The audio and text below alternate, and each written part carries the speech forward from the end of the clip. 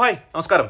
അങ്ങനെ നമ്മൾ കുറെ ആളുകൾ ഞെട്ടലോടെ ആകാംക്ഷയോടെ ഇന്നലെ തൊട്ട് കണ്ടുകൊണ്ടിരിക്കുന്ന ഒരു വാർത്തയാണ്. താനൂരിൽ നിന്ന് പരീക്ഷ എഴുതാനായിട്ട് പോയ 2 പെൺകുട്ടികളെ കാണാനില്ല. ദൈവത്തിന്റെ അനുഗ്രഹം കൊണ്ട് ഇന്ന് രാവിലെ ഏകദേശം 1-1:30 ആയപ്പോഴത്തേന് മുംബൈ പൂനെയിൽ നിന്ന് ഈ പെൺകുട്ടികളെ കണ്ടു. ആദ്യം തന്നെ നിങ്ങൾ ഇതിനകത്ത് മനസ്സിലാക്കേണ്ട ഒരു കാര്യം, അതിൽ ഒരു പെൺകുട്ടിക്ക് സത്യം പറഞ്ഞ പരീക്ഷ പോലും ഇല്ലായിരുന്നു. ആ പെൺകുട്ടി വീട്ടിൽ നിന്ന് പരീക്ഷയ്ക്കെന്ന് പറഞ്ഞ് ഇറങ്ങിയ ആ പെൺകുട്ടിയാണ് ഇവർ 2 പേര്. ഒരാൾ ഫാത്തിമ, ഒരാൾ അശ്വതി. ഇവർ 2 പേരും കൂടെ ട്രെയിൻ കയറി നേരെ മുംബൈയിലേക്ക് പോയിരിക്കുകയാണ്. എന്തിനാണ് ട്രോള് വന്നിരിക്കുന്നത്? ഇങ്ങനെയാണ്: 10,000 രൂപയ്ക്ക് മുടി വെട്ടുന്നതിന് വേണ്ടിയിട്ട് 1500 കിലോമീറ്റർ യാത്ര ചെയ്ത പെൺകുട്ടികൾ. ഇതായിരുന്നു ഇന്നലെയൊക്കെ ട്രോളായിട്ട് കണ്ടിരുന്ന ഒരു കാര്യം. പക്ഷെ നമ്മൾ ട്രോളിനേക്കാളും അപ്പുറം ഇതിനെക്കുറിച്ച് കുറച്ച് ചിന്തിക്കേണ്ട കുറച്ച് കാര്യങ്ങളുണ്ട്. ഇതിനകത്ത് എടുത്തു പറയേണ്ട ഒരാളുടെ പേരുണ്ട്, റഹീം എന്ന് പറയുന്ന ഒരു ഒരു തെണ്ടി. അവനെ കുറിച്ച് പറയേണ്ട കാര്യമുണ്ട്. അവൻ പറയുന്ന കുറെ കാര്യങ്ങൾ, അന്വേഷിക്കേണ്ടതായിട്ടുള്ള കുറെ കാര്യങ്ങളുണ്ട്. തീർച്ചയായിട്ടും നമ്മുടെ കേരള പോലീസ് അത് അന്വേഷിച്ചിരിക്കും. ഈ റഹീമിനിട്ട് കിട്ടേണ്ട പണി കൊടുക്കേണ്ടതാണെന്നുണ്ടെങ്കിൽ അവനിട്ട് കിട്ടിയിരിക്കും എന്നുള്ളതിന് ഒരു മാറ്റവുമില്ല. നമ്മൾ ഇതിനെക്കുറിച്ച് സംസാരിച്ച് തുടങ്ങുന്നത് ആദ്യം തന്നെ ആ പെൺകുട്ടി, ഈ പറയുന്ന ഫാത്തിമ എന്ന് പറയുന്ന പെൺകുട്ടിയുമായിട്ട് മുംബൈയിലുള്ള മലയാളി സമാജത്തിന്റെ ഒരു ആളുമായിട്ട് ബന്ധപ്പെട്ട് ഇയാൾ ഈ പെൺകുട്ടിയുമായിട്ട് സംസാരിച്ചിരുന്നു. ആ സംസാരിച്ചത് നമുക്കൊന്ന് കേട്ടു നോക്കാം. ഈ പെൺകുട്ടി പറയുന്നതിനെ കുറിച്ച് നമുക്ക് സംസാരിക്കാം. അത് പോട്ടെ, നമുക്ക് അത് വീട്ടിൽ പോകണ്ട, വീട്ടിൽ പോകുമെന്ന് വേണ്ട. അല്ല, നിങ്ങൾ രണ്ടുപേരും, എനിക്ക് ഒരു മോളുണ്ട്. എന്റെ മോള് 17 വയസ്സ് പ്രായമുള്ളതാണ്. അപ്പൊ നിങ്ങൾ 2 പെൺകുട്ടികളാ. അതുകൊണ്ട് നിങ്ങൾക്ക് എന്തെങ്കിലും ഹെൽപ്പ് വേണോ അതിനുവേണ്ടി വിളിച്ചത് അങ്കിള്, കേട്ടോ. പക്ഷെ അതില് കൊടുത്ത വയസ്സല്ല ഞങ്ങളത്. എത്ര വയസ്സുണ്ട് ഇപ്പം? ഞങ്ങൾക്ക് 17 കഴിഞ്ഞ് 18 ആയി. 18 വയസ്സായി. പക്ഷെ അവര് ഞങ്ങൾ കിട്ടാൻ വേണ്ടിട്ട് അതിൽ അങ്ങനെ കൊടുത്തതാണ്. ഓ, അത് ശരി. നിങ്ങൾ +1-ലാണോ +2-ലാണോ മോളെ? ഞങ്ങൾ +2 കഴിഞ്ഞിപ്പോ. +2 കഴിഞ്ഞല്ലേ? അവര് ഇപ്പൊ നമ്മളെ വീട്ടുകാരായാലും എവിടെ കൊടുക്കണെങ്കിൽ അങ്ങനെ തന്നെ കൊടുക്കല്. അവര് ഇപ്പൊ എന്ത് പ്രശ്നം വരികയാണെങ്കിലും അങ്ങനെ തന്നെയാണ്. അതെ അതെ അതെ അതെ. എന്തായാലും ഞങ്ങളെ വീട്ടുകാർക്ക്, ഞങ്ങൾ ഇപ്പൊ സാർമാരായാലും അങ്കിളായാലും സംസാരിച്ച് ഞങ്ങൾ വീട്ടുകാർ ഓക്കെ ഞങ്ങൾ അങ്ങനെ ഏറ്റോളം ഇങ്ങനെ ഏറ്റോളം എന്ന് പറയും. പക്ഷെ കുറച്ച് കാലം കഴിഞ്ഞ്, ഒരു ആഴ്ച അല്ലെങ്കിൽ 2-3 ദിവസം വരെ നിങ്ങൾ പറഞ്ഞ അതേ ഇതിൽ നിൽക്കും അവര്. അത് കഴിഞ്ഞിട്ട് ഇവര് ഒരു വട്ടം എനിക്ക് ഉണ്ടായത്, അതുകൊണ്ട് ഞാൻ പറയണേ, ഇവരിപ്പോ നമ്മളായിട്ട് 3-4 ദിവസം നല്ലപോലെ നിൽക്കും. അത് കഴിഞ്ഞ് വീണ്ടും ഇവര് ആദ്യത്തെ അതേ സ്വഭാവത്തേക്ക് വരും. നമ്മൾ അടിക്കലായാലും. ആ പെൺകുട്ടിയുടെ സംസാരം കേട്ടാൽ തന്നെ അറിയാം, അത് കരഞ്ഞുകൊണ്ടാണ് സംസാരിക്കുന്നത്.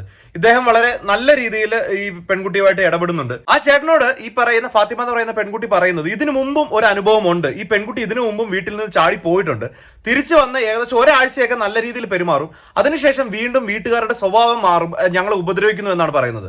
എന്താണ് ഈ ഉപദ്രവം, എന്താണ് വീട്ടിലെ പ്രശ്നം എന്നുള്ളതെന്നൊക്കെ ഈ കുട്ടിയുടെ ഫാദർ കുറച്ച് കഴിഞ്ഞ് ഞാൻ ആ വീഡിയോ കാണിച്ചു തരാം, അതിനകത്ത് പറയുന്നുണ്ട്. അതായത് ഇപ്പോൾ ഉള്ള കുട്ടികളുടെ എല്ലാം വിചാരം, മാതാപിതാക്കൾ എന്തെങ്കിലും ഒരു കാര്യം പറഞ്ഞു തന്നാൽ നിങ്ങളുടെ ഭാഗത്തുനിന്ന് ചെയ്യുന്ന കാര്യം ഒരു തെറ്റാണ് എന്ന് പറഞ്ഞു കൊടുത്തു കഴിഞ്ഞാൽ നിങ്ങൾ ഇങ്ങനെ ചെയ്യാൻ പാടില്ല, നിങ്ങൾ ഇങ്ങനെയാണ് സംസാരിക്കേണ്ടത്, ഇങ്ങനെയാണ് പെരുമാറേണ്ടത്, ഇല്ലെങ്കിൽ നിങ്ങൾ ഇത്രയും ഇത് ചെയ്യാൻ പാടില്ല എന്ന് പറയുന്നത് വലിയൊരു തെറ്റായിട്ടാണ് കാണുന്നത്. കാരണം നമ്മുടെ നിയമം പോലും കുട്ടികളെ, മാതാപിതാക്കൾക്ക് പോലും കുട്ടികളെ തല്ലാനുള്ള റൈറ്റ്സ് കൊടുക്കുന്നില്ല എന്നുള്ളതാണ്.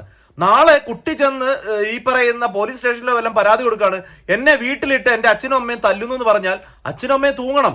അതാണ് നമ്മളുടെ ഇപ്പോഴത്തെ ഒരു നിയമം എന്ന് പറയുന്നത്. നിയമം എല്ലാത്തിനും ആവശ്യമാണ്. പക്ഷേ ചില തിരുത്തപ്പെടേണ്ടതായിട്ടുള്ള നിയമങ്ങളുണ്ട്. നമ്മളുടെ കുട്ടികളുടെ ഇതുപോലെയുള്ള നമ്മുടെ കുട്ടികളുടെ ഭാവിനെയൊക്കെ ബാധിക്കുന്ന രീതിയിലുള്ള നിയമങ്ങളെയൊക്കെ മാറ്റി എഴുതണം എന്ന് തന്നെയാണ് എനിക്ക് പറയാനുള്ളത്. അതിന്റെ കൂട്ടത്തിൽ തന്നെ ഈ വിളിച്ച ഈ ഒരു ചേട്ടനോട്, ഈ ചേട്ടൻ വളരെ നല്ല ആൾ തന്നെ ആയിരിക്കാം, വളരെ നല്ല രീതിയിൽ സംസാരിച്ചിട്ടുണ്ട്. പക്ഷേ ഇതിനകത്തെ ഒരു അപകടം എന്ന് പറയുന്നത്, ഈ പെൺകുട്ടി ഈ പറയുന്ന ഈ ഫോൺ ചെയ്ത ആളോട് എന്തെങ്കിലും ഒരു ജോലി ഞങ്ങൾക്ക് ഉണ്ടാക്കി തരാൻ പറ്റുമോ, ഞങ്ങൾ വീട്ടിലേക്ക് ഇനി ഒരിക്കലും തിരിച്ചു പോകുന്നില്ല എന്ന് പറയുന്ന ഒരു ഡയലോഗ് ഇതിനകത്ത് പറയുന്നുണ്ട്. ഒന്ന് ആലോചിച്ച് നോക്കുക. ഒരിക്കലും അറിയാത്ത ബോംബെ പോലെയുള്ള ഒരു സ്ഥലത്ത് ഇന്ന് വരെ പരിചയമില്ലാത്ത ഒരാള് എന്തിന്റെ പേരിലായും ഫോൺ ചെയ്തതിന്റെ പേരിൽ ഇവര് ജോലി അന്വേഷിച്ച് ആ ചേട്ടനോട് ചോദിക്കുകയാണ്. ഏതൊക്കെ രീതിയിൽ ചൂഷണം ചെയ്യപ്പെടാമെന്ന് ചിന്തിച്ചു നോക്കിയേ. അതുപോലും മനസ്സിലാക്കാനുള്ള ബോധമില്ലാത്ത, പക്വതയില്ലാത്ത പ്രായമാണ്. ഈ കുട്ടി ഇതിനകത്ത് പറയുന്നുണ്ട് ഞങ്ങളുടെ വയസ്സ് 17 അല്ല 18 ആണെന്ന്. ഞങ്ങൾ +2 കഴിഞ്ഞെന്നും പറയുന്നുണ്ട്. +2 കഴിഞ്ഞിട്ടില്ല കുട്ടി, ഇപ്പോ നമ്മളുടെ പരീക്ഷകൾ നടന്നുകൊണ്ടിരിക്കുന്നേ ഉള്ളൂ. ആ പരീക്ഷയൊക്കെ എഴുതി അത് കഴിയട്ടെ, അത് കഴിയുമ്പോഴാണ് +2 കഴിഞ്ഞു എന്നൊക്കെ പറയുന്നത്. പിന്നെ വീട്ടുകാർ 18 എന്നാണ് പറയുന്നതെന്ന്. അങ്ങനെയാണെന്നുണ്ടെങ്കിൽ നിങ്ങളുടെ ഈ മുഖം മറച്ചിട്ടുള്ള വീഡിയോയോ അല്ലെങ്കിൽ ഈ പറയുന്ന കുട്ടികളെന്നുള്ള പരിഗണനയെല്ലാം നിങ്ങളുടെ കയ്യിൽ നിന്ന് പോയി. 18 എന്ന് പറയുന്നത് പ്രായപൂർത്തി കഴിഞ്ഞു. നിങ്ങളുടെ നിയമത്തിൽ തന്നെ നിങ്ങൾക്ക് കിട്ടുന്ന പരിഗണനയെല്ലാം പോകുമെന്ന് ആദ്യം മനസ്സിലാക്കുക. പിന്നെ മാതാപിതാക്കൾ നിങ്ങൾക്ക് 17 16 15 പറഞ്ഞാലും നിങ്ങൾ എത്ര പന പോലെ വളർന്നാലും മാതാപിതാക്കൾക്ക് കുട്ടികൾ ആ കുട്ടികളായിട്ട് തന്നെ ഇരിക്കത്തുള്ളൂ. അതൊക്കെ മനസ്സിലാകണമെന്നുണ്ടെങ്കിൽ മക്കൾ ഇനി കുറെ വളർന്ന് കുറച്ച് പ്രായമായി ഒരു കല്യാണമൊക്കെ കഴിക്കാൻ ഇപ്പോഴത്തെ പുതിയ ആളുകൾക്ക് ഇപ്പൊ കല്യാണം കഴിക്കുന്നതിനോടൊക്കെ ഭയങ്കര പുച്ഛമാണ്. അതായത് കുടുംബജീവിതം എന്നൊക്കെ പറയുന്നത് ഒരുപാട് പുച്ഛമായിട്ട് കാണുന്ന, കുടുംബം ബന്ധം എന്നൊക്കെ പറയുന്നത് കേൾക്കുമ്പോൾ തന്നെ അവർക്ക് തന്തവൈ ബായി എന്ന് ചിന്തിക്കുന്ന ഒരു സമയമുണ്ട്. നിങ്ങൾക്കും വരും, ഒരു പ്രായം കഴിയുമ്പോഴത്തേനും നിങ്ങൾക്കും ഈ പറയുന്ന തന്തവൈബൊക്കെ വരും.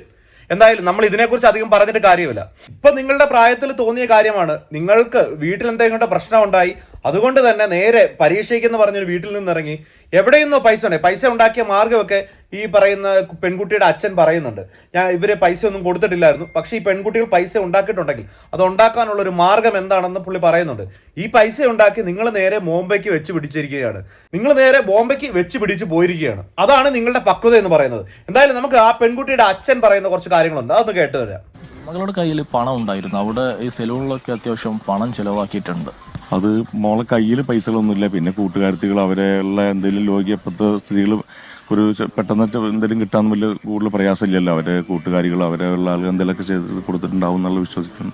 അതായത് ഇവര് പൈസ ഒന്നും കൊടുത്തിട്ടില്ല, കൂട്ടുകാരികളുടെ കയ്യിൽ നിന്ന് ഈ സലൂണിൽ കൊടുത്തിരിക്കുന്ന ഏകദേശം 10,000 രൂപ മുടക്കിയിട്ടാണ് ഇവര് മുടി സ്ട്രെയിറ്റ് ചെയ്തിരിക്കുന്നത്. അപ്പൊ പറയുന്നത് കൂട്ടുകാരികളുടെ കയ്യിൽ നിന്നൊക്കെ കിട്ടാനുള്ള സാധ്യതയുണ്ടെന്ന്.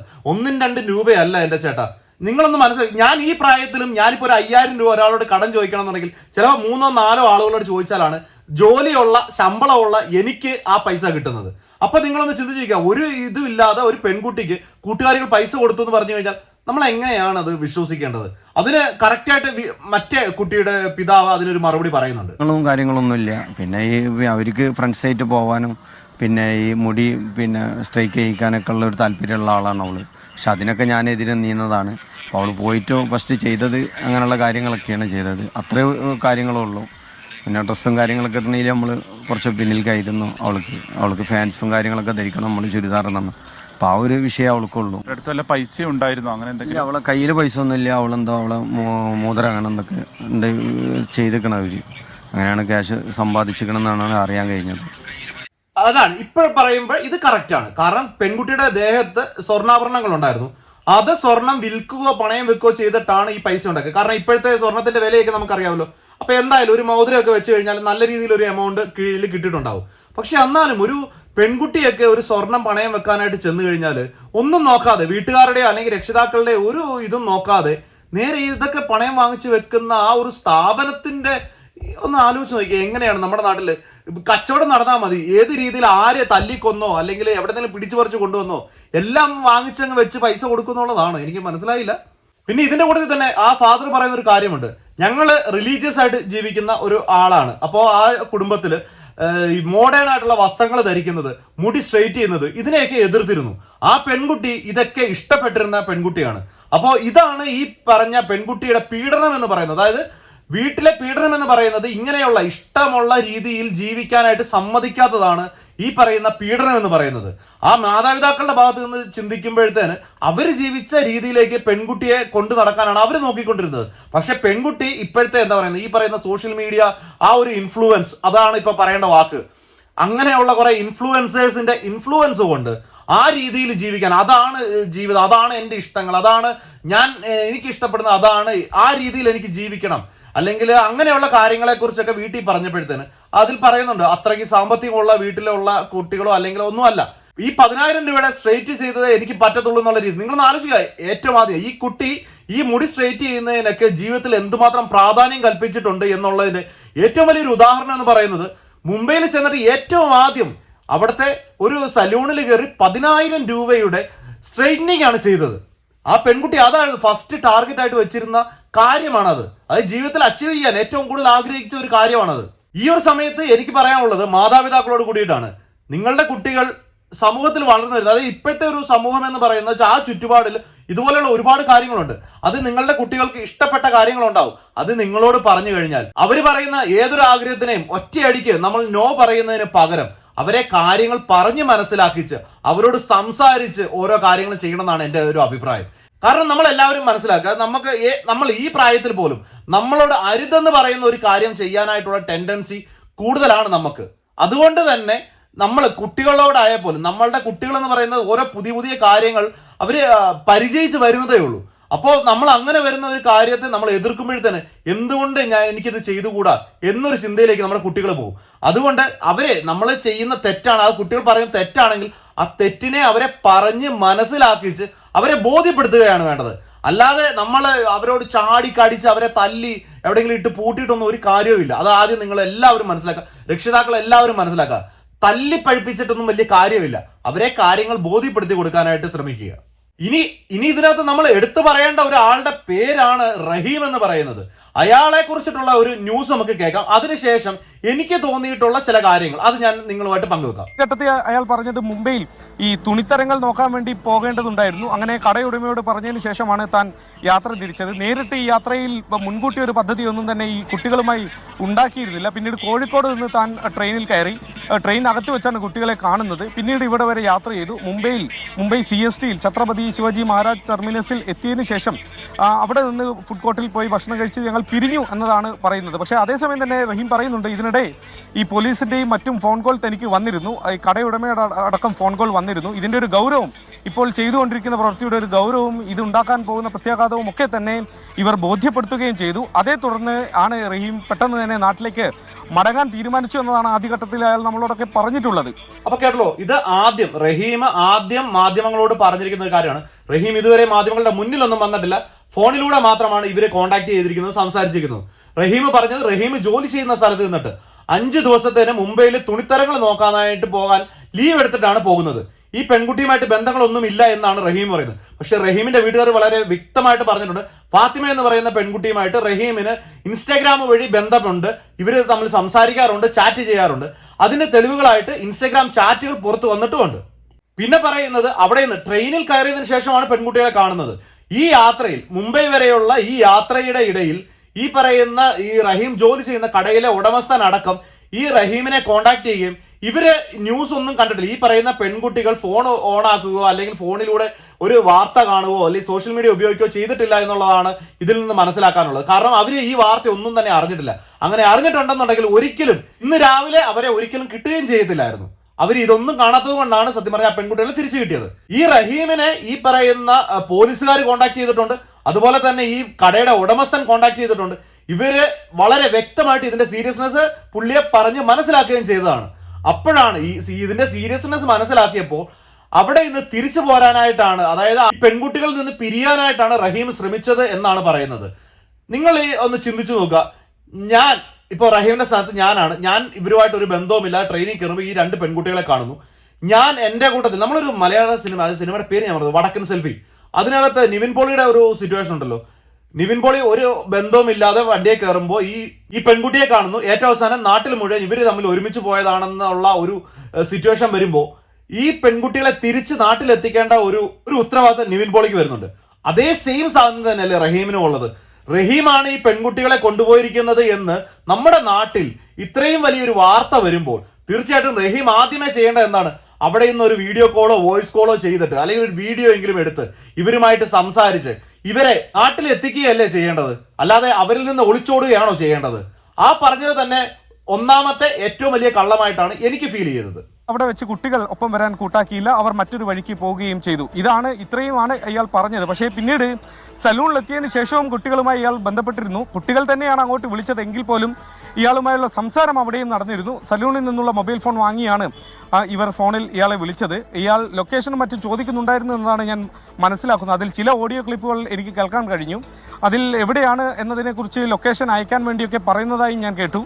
ഏതായാലും ഇയാളെ ഇപ്പോൾ എവിടെയാണ് എന്ന കാര്യത്തിലൊന്നും തന്നെ കൃത്യമായി പറയാൻ തയ്യാറല്ല. ആളൊരു പരിഭ്രമിച്ച അവസ്ഥയിലാണ്. ഞാൻ എവിടെയാണ് വന്ന് കാണാൻ കഴിയുമെന്നൊക്കെ ചോദിച്ചാണ്, പക്ഷെ ആ സമയത്ത് അയാൾക്ക് അതിന് തയ്യാറല്ല, തിരക്കിലാണ് എന്ന് പറഞ്ഞ് ഫോൺ കട്ട് ചെയ്യുകയായിരുന്നു. അതായത് റഹീമിനൊപ്പം പെൺകുട്ടികൾ പോകാനായിട്ട് തയ്യാറായില്ല. റഹീം അതുകൊണ്ട് മറ്റൊരു വഴിക്ക് പോയി, പെൺകുട്ടികൾ മറ്റൊരു വഴിക്ക് പോയി.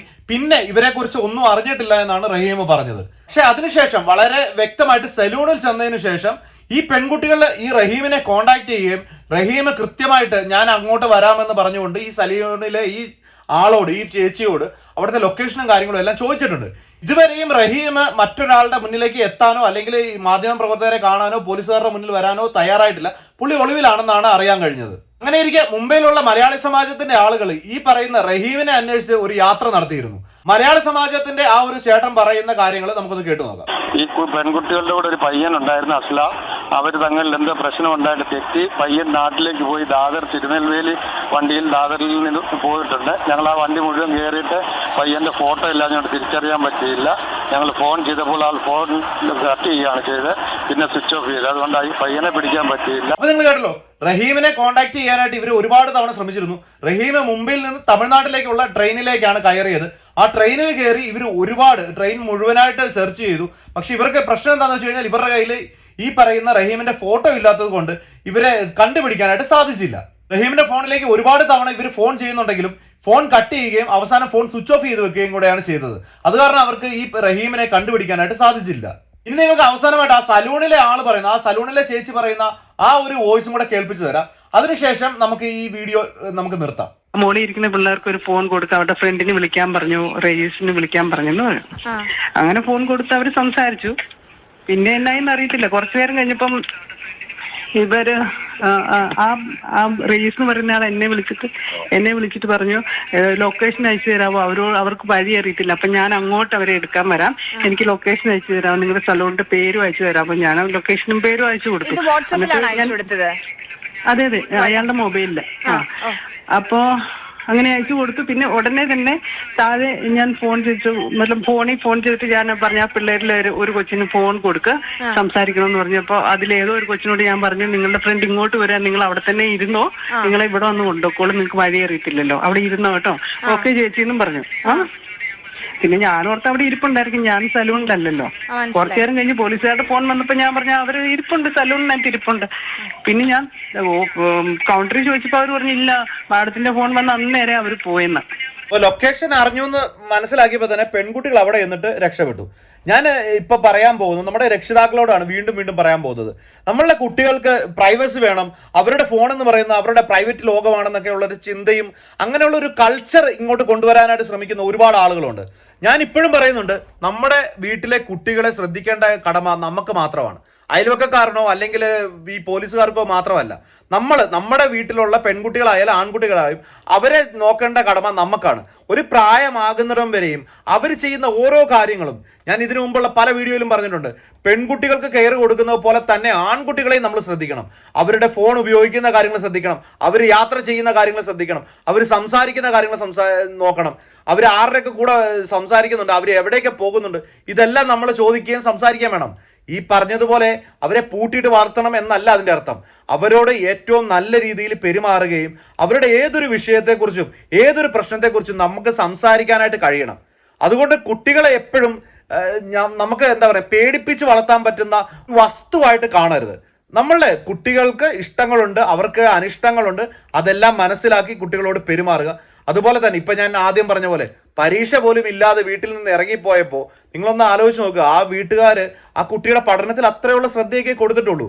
നമ്മളുടെ കുട്ടി കൊണ്ടുവരുന്ന ഓരോ കാര്യങ്ങളും നമ്മൾ ശ്രദ്ധിച്ചിരിക്കണം. പെൺകുട്ടികളെയാണെന്നുണ്ടെങ്കിലും അവർ ഉപയോഗിക്കുന്ന സോഷ്യൽ മീഡിയ ഹാൻഡിലുകളായാലും എല്ലാ കാര്യങ്ങളും മാതാപിതാക്കൾ ശ്രദ്ധിച്ചുകൊണ്ടേയിരിക്കുക. കാരണം ഇതുപോലെയുള്ള ഒരുപാട് റഹീമുമാർ ഈ സോഷ്യൽ മീഡിയയിലുണ്ട്. നമ്മളുടെ ഓരോ പെൺകുട്ടികൾക്കും അവർക്ക് മനസ്സിലാക്കാനുള്ള ഇതൊന്നുമില്ല. അതായത് സോഷ്യൽ മീഡിയ വഴി കാണുന്നതെല്ലാം സത്യമാണെന്ന് വിചാരിക്കുന്ന 90% പെൺകുട്ടികളുള്ള ലോകമാണ് നമ്മുടേത്. അതുകൊണ്ട് തന്നെ അത് കണ്ട് മനസ്സിലാക്കി സംസാരിച്ച് പറഞ്ഞു കൊടുക്കേണ്ട കടമ നമ്മുടെയാണ്. അതുകൊണ്ട് ഇതുപോലെയുള്ള ഒരു റഹീമുമാരും നമ്മളുടെ വീട്ടിലെ പെൺകുട്ടികളുടെ അടുത്തേക്ക് വരാതിരിക്കണം എന്നുണ്ടെങ്കിൽ നമ്മൾ തന്നെ ശ്രദ്ധിക്കണം.